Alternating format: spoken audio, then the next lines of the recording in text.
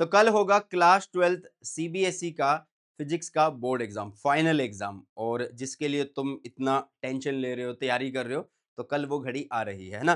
तो मेरे ख्याल से यार सभी की तैयारी हो गई होगी, अगर किसी की रहती है तो टेंशन मत लो, हो जाएगी, अभी टाइम पड़ा है, कल है तुम्हारा एग्जाम, ओके। और मोस्टली बच्चे क्या कर रहे होंगे इस टाइम पे? रिवीजन कर रहे होंगे। देखो, आप सब कुछ पढ़ के जाते हो पेपर के अंदर, मतलब आप सारा सिलेबस कर जाते हो, क्वेश्चन कर लेते हो, डायग्राम्स वगैरह, डेरिवेशन वगैरह, न्यूमेरिकल वगैरह सब कर लेते हो। आप पेपर पूरा भी करके आते हो, लेकिन जब रिजल्ट आता है तो आप सोचते हो यार कि जितना मैं करके आया था, 5-7 नंबर उससे कम आए हैं। तो उसका रीज़न होता है यार पेपर प्रेज़ेंटेशन। भई आपने पेपर में सब कुछ लिखा, आपको आता सब कुछ था, बट फिर भी आपके 5-7 नंबर कम क्यों आए हैं? क्योंकि आपको पेपर को प्रेज़ेंट करने का तरीका नहीं पता। तो इस वीडियो में मैं आप लोगों को पेपर प्रेज़ेंट करने का तरीका बताऊँगा, कुछ टिप्स आप लोगों को दूँगा जो मतलब आपके 5-7 नंबर जो है इम्प्रूव करा देगी। मतलब अगर आपके नंबर ये लगा लो कि भई 55 आ रहे हैं, तो कहीं न कहीं 60 पे पहुँचने के चांसेज़ है। मतलब 5-7 नंबर आपके प्लस होंगे इस वीडियो को अगर आप पूरा देख लेते हो तो, ठीक है? चलो, तो आगे की तरफ बढ़ते हैं बेटा जी। सबसे पहले मैं बोलूँगा कि टेलीग्राम चैनल है क्लास 12 बाय अनअकैडमी, इसको जॉइन कर लेना। सर इस लास्ट टाइम पे क्यों जॉइन करें? अब क्या चाहिए? भई कोई बच्चा ऐसा हो सकता है जिसको अभी भी रिवीज़न ना हुई हो, तो उसके रिवीज़न के नोट्स अगर चाहिए तो भाई मेरा सब कुछ कंटेंट यहाँ पे उसको मिल जाएगा, ठीक है? तो इसलिए इसको जॉइन कर लेना। आगे जेईई नीट की तैयारी करोगे तब भी ये चैनल आप लोगों के लिए हेल्पफुल है बेटा, ठीक है? तो अब आ जाते हैं इम्पोर्टेंट बातों के ऊपर, पेपर प्रेज़ेंटेशन को देखते हैं कि क्या-क्या चीज़ें आप लोगों को ध्यान में रखनी है बेटा जी, ठीक है? देखो, हमारी जो शीट होती है वो कुछ इस तरीके से होती है ना, ऐसे, ऐसे ज़्यादा होती है, जैसे ये बोर्ड है, ठीक है? इसको आप लैंडस्केप बोलते हैं। क्या बोलते हैं इसको? लैंडस्केप बोलते हैं। तो रेक्टेंगल भी बोल सकते हैं कि ऐसी शेप में होती है। तो आपको करना क्या है यार, कौन-सा सेक्शन स्टार्ट करना है?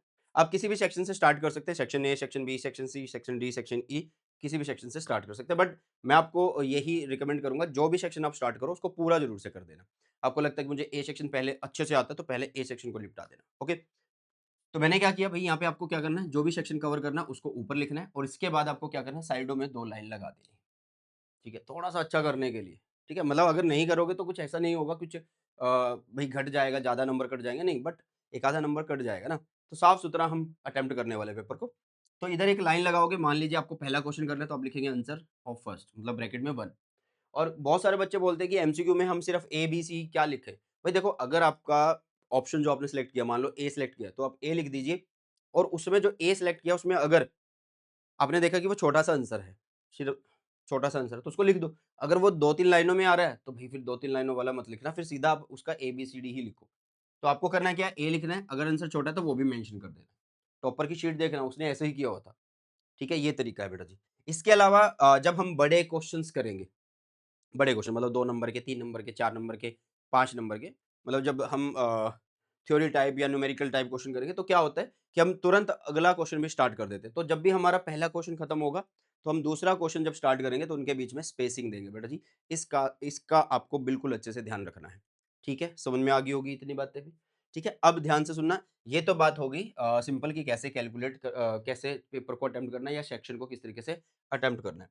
अब बात करते हैं कि डायग्राम की। डायग्राम कैसे बननी चाहिए बेटा? नीट एंड क्लीन बननी चाहिए। क्या पेंसिल से बनाने हैं या पेन से बनाने हैं? किसी भी तरीके से बना लो यार। पेंसिल से बना लो या पेन से, बट मैं आपको बोलूँगा कि पेंसिल से बनाओ। अगर कोई गलती होती है, तो कट करने की ज़रूरत नहीं पड़ेगी, आप रब कर दोगे उसे। तो इसलिए आपका जो डायग्राम है, वो पेंसिल से बनाओ, वो ज़्यादा सही रहेगा। ये नहीं है कि कोई रोक-टोक है, पेन से नहीं बना सकते हो, बट पेंसिल से बनाओगे तो ज़्यादा सही रहेगा, मेरा ये मानना है। क्योंकि अगर कोई गलती होती है, कोई नाम आपने आगे-पीछे लिख दिया, डायग्राम को थोड़ा इधर-उधर बनाना था, है ना? तो फिर पेंसिल वाला सही रहता है। इसके अलावा जो भी आप ग्राफ वगैरह बनाओगे, तो ग्राफ वगैरह में एरो वगैरह आपको प्रॉपर पता हो ऐसे, ठीक है? दूसरा, फिर यहाँ पे कौन-कौन सी क्वांटिटी है, वो ज़रूर से लिख के आना बेटा जी, क्योंकि बहुत सारे बच्चे डायग्राम ऐसे ग्राफ तो बना देते हैं, ठीक है? स्ट्रेट लाइन का या रेक्टेंगुलर, हाइपरबोला, कुछ भी, जैसे भी टाइप का क्वांटिटी पूछी गई है, तो बट साइड की कोई चीज़ भूल जाते हैं, तो इसका बड़ा खास ध्यान रखना आप लोगों को, ओके? चलिए, नेक्स्ट है बेटा जी, स्पेस फॉर रफ वर्क। अब जैसे कि मान लीजिए न्यूमेरिकल आप लोगों को करना है, इस पेज आपके 2 न्यूमेरिकल आ रहे हैं, कुछ भी आ रहे हैं, तो आपको क्या करना है यार, जो आपकी लाइन लगाई थी हमने, है ना? अब लाइन हमने जो लगाई थी, वो 2 साइड लगाई थी, है ना? एक साइड इधर लगा दी थी और एक साइड इधर। तो इधर वाली लाइन को मैं बोलूँगा बड़ा कर लीजिएगा, थोड़ा-सा स्पेस ज़्यादा दे दीजिएगा, वहाँ पे कैलकुलेशन कर लेंगे। क्यों कर लेंगे? हम तो पीछे करेंगे, 2-3 पेज हम कैलकुलेशन के पीछे रख लेंगे। अरे भाई, 2-3 पेज अगर आप पीछे रखो तो बार-बार ऐसे पलटते रहोगे, टाइम भी वेस्ट होगा, वैल्यू इधर-उधर दिखेगी। सामने रखो, साइड में ब्लॉक बनाओ, ब्लॉक थोड़ा-सा बड़ा बना लो ताकि रफ वर्क आप लोग आराम से यहाँ पे कर सको बेटा जी, ठीक है?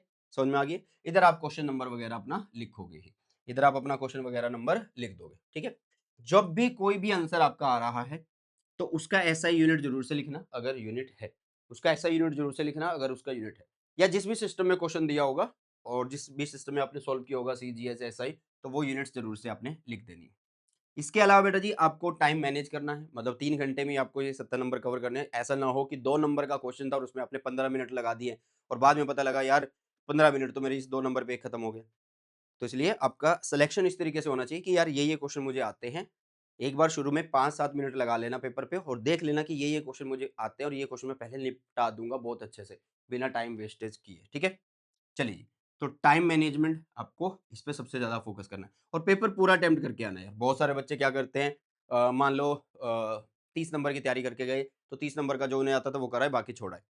भाई नहीं, बाकी चीज़ें भी देखो, बाकी चीज़ें देखेंगे कैसे जब हमें पता ही नहीं है। भाई तो तभी बोल रहा हूँ ना, तो घर से जब जा रहे हो तो फ़ॉर्मूला एटलीस्ट सब सब चैप्टर के फ़ॉर्मूला पढ़ के जाओ। थोड़ी हेडिंग पढ़ जाओ, ठीक है? मतलब आपको क्या होगा कि आइडिया होगा कि यार ये इस चैप्टर में, ये इस चैप्टर में ये चीज़ है। बिल्कुल डिटेल में नहीं है, कुछ थोड़ा-सा तो आइडिया रखोगे, तो आपको पेपर पूरा करके आना है। बाई चांस क्या होता है कि आप एक ऐसा क्वेश्चन अटेम्प्ट कराए या ऐसे क्वेश्चन के बारे में बात कराए, जहाँ पे भाई साहब वो मतलब उसमें आप लोगों को ग्रेस मिलनी थी और आपने अगर अटेम्प्ट नहीं किया होगा तो फिर ग्रेस कहाँ से मिलेगी भी, है ना? चलिए जी। इसके बाद जो भी डिफरेंस होती है भई, डिफरेंस आपको टॉपिक 1, टॉपिक 2 किस हिसाब से करना है, लेकिन देखो ये तो सर हमें पता ही है कि ऐसे लिखते हैं, लेकिन जब भी आप 1 लिखोगे तो दूसरे का 1 भी सामने ही होना चाहिए। फिर नेक्स्ट लाइन बाद में लगानी है, जब दोनों का 1 खत्म हो जाए फिर नेक्स्ट लाइन बाद में लगानी है। फिर दूसरा डिफरेंस लिखो, दोनों का फिर लाइन लगा दो। फिर दो तीसरा डिफरेंस लिखो दोनों का आमने-सामने, मतलब ये ना हो कि इसका 1 यहाँ लिख रहे हो, इसका 1 यहाँ लिख रहे हो, ऐसा नहीं होना चाहिए। ओके बेटा? और न्यूमेरिकल को कैसे अटेम्प्ट करना है, इसके बारे में देख लेते हैं। देखो न्यूमेरिकल में ये नहीं कि आपको सिर्फ़ और सिर्फ़ आंसर के नंबर मिलेंगे, आपको भाई हर स्टेप के नंबर मिलने वाले हैं। जो भी न्यूमेरिकल है उसको आराम से पढ़िए बढ़िया तरीके से। सबसे पहले लिखिए कि गिवन क्या-क्या है, सिंबॉलिक फॉर्म में, सिंबल की फॉर्म में। आर गिवन है तो आर कैपिटल, रो, एल सब लिख दो। फिर उसके बाद क्या चीज़ फाइंड आउट करनी है उसका फ़ॉर्मूला लिख लो। उसके बाद वैल्यूज़ को पुट कर दो, ठीक है? तुम्हारे पास टाइम नहीं है, तुम्हें कुछ नहीं आता, उसके बाद तुम यहाँ तक भी छोड़ाओगे तब भी आपको नंबर मिल जाएँगे। बट आप उसके बाद 1-2 स्टेप सॉल्यूशंस करिए, रफ कम पीछे या साइड में जहाँ पे भी कर रहे हैं, उसके बाद सीधा आंसर लिख दीजिए विद एसआई यूनिट। तो ऐसे अगर आप करोगे तो 101% डेफिनिटली आप लोगों का जो स्कोर है वो इम्प्रूव होगा बेटा जी, ठीक है? और मेरे ख्याल से आपको ये बात समझ में आ गई होगी और अगर आप इसको यूज़ करोगे तो भाई 5-7 नंबर आप प्लस लेके चलिए अपने एग्ज़ाम के अंदर, ठीक है? एंड आई होप कि आपकी तैयारी हो गई होगी और मैं आप लोगों को बस यही बोलूँगा कि भई आपकी तैयारी इस टाइम पे कैसी भी है, बहुत अच्छी है, बहुत बुरी है या ठीक-ठाक है, टेंशन नहीं लेनी है, बिना टेंशन के आपको बोर्ड एग्ज़ाम देना है बेटा जी, बट देना ज़रूर है, ठीक है? और आपने मेहनत करी है तो उसका फल ज़रूर से आपको मिलने वाला है। तो आई होप कि ये वीडियो आपको अच्छी लगी, अगर अच्छी लगी है तो अपने सभी फ्रेंड्स के साथ शेयर ज़रूर से कर दीजिएगा। मिलते हैं नई वीडियो में। सो बाय, टेक केयर, जय हिंद, वंदे मातरम।